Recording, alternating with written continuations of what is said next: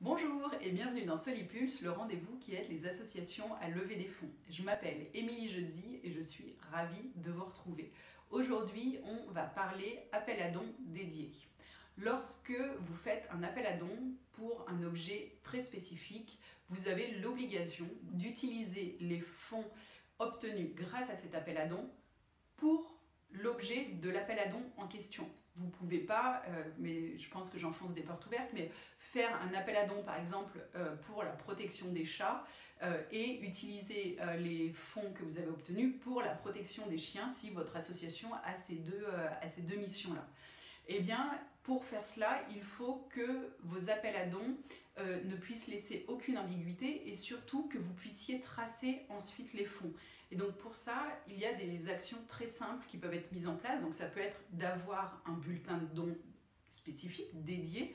Donc là, à ce moment-là, quand vous recevez le bulletin de dons papier qui stipule que c'est pour le soutien à la protection des chats, à ce moment-là, vous savez, vous pouvez flécher ce bulletin de dons et donc ce don sur la protection des chats. Si vous avez un bulletin de dons et que vous n'avez pas forcément les moyens et la possibilité d'en faire éditer de nouveau, à ce moment-là, vous pouvez appliquer un code sur ce bulletin de dons et d'être très vigilant à ce moment-là quand vous recevez ce bulletin de dons à bien identifier est-ce qu'il y a la marque du code et donc la notion de fléchage sur la protection des chats. Et si c'est un appel à dons, là c'est plus facile entre guillemets si je puis dire parce que vous pouvez mettre en place une page de dons dédiée pour cet appel à dons dont la cible est la protection des chats.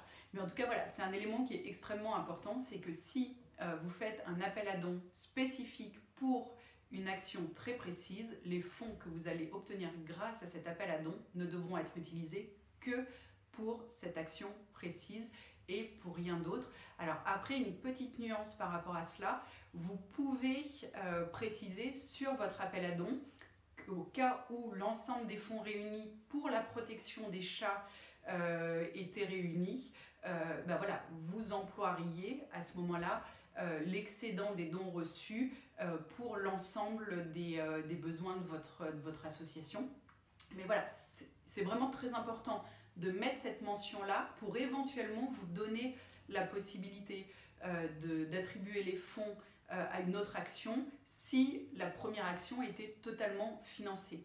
Mais si cette mention-là n'est pas précisée, à ce moment-là, l'ensemble des fonds récoltés pour, si je reprends mon exemple, la protection des chats, eh bien, les fonds devront être utilisés exclusivement pour la protection des chats.